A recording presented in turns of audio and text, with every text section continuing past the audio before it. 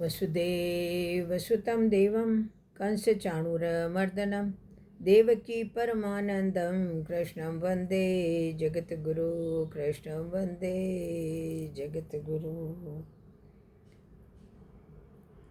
देखो, कहते हैं कि परम मित्र कौन है। एक व्यक्ति था, उसके 3 मित्र थे। एक मित्र ऐसा था जो सदैव साथ देता था, एक पल एक क्षण भी बिछुड़ता नहीं था। और दूसरा मित्र ऐसा था जो सुबह शाम मिलता। और तीसरा मित्र ऐसा था जो बहुत दिनों में कभी कभी मिलता था।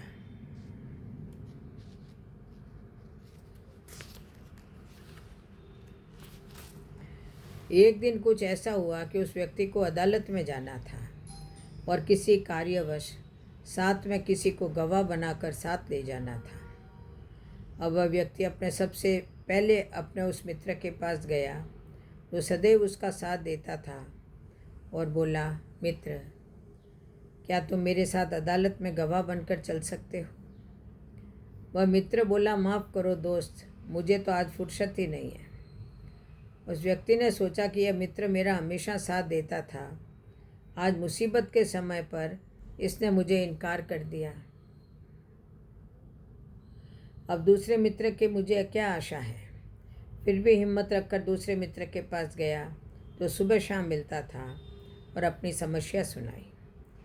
दूसरे मित्र ने कहा कि मेरी एक शर्त है कि मैं सिर्फ अदालत के दरवाजे तक जाऊंगा, अंदर तक नहीं जाऊंगा। वह बोला कि बाहर के लिए तो मैं ही बहुत हूँ, मुझे तो अंदर के लिए गवाह चाहिए। फिर वह थक हार कर अपने तीसरे मित्र के पास गया जो बहुत दिनों में मिलता था और अपनी समस्या बताई। तीसरा मित्र उसकी समस्या सुनकर तुरंत उसके साथ चल दिया। अब आप सोच रहे होंगे ये तीसरा मित्र कौन है। तो चलिए हम आपको बताते हैं इस कथा का सार क्या है। जैसे हमने 3 मित्रों की बात सुनी, वैसे हर व्यक्ति के 3 मित्र होते हैं। सबसे पहला मित्र है हमारा अपना शरीर। हम जहाँ भी जाएंगे, शरीर रूपी पहला मित्र हमारे साथ चलता है।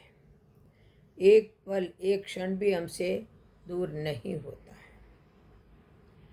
दूसरा मित्र है शरीर के संबंधी, जैसे माता पिता, भाई बहन, मामा चाचा इत्यादि, जिनके साथ हम रहते हैं, जो सुबह दोपहर शाम मिलते हैं।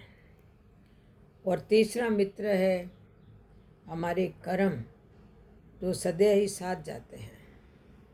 अब आप सोचिए कि आत्मा जब शरीर छोड़कर धर्मराज की अदालत में जाती है, उस समय शरीर रूपी पहला मित्र एक कदम भी आगे चलकर साथ नहीं देता, जैसे कि उस पहले मित्र ने साथ नहीं दिया।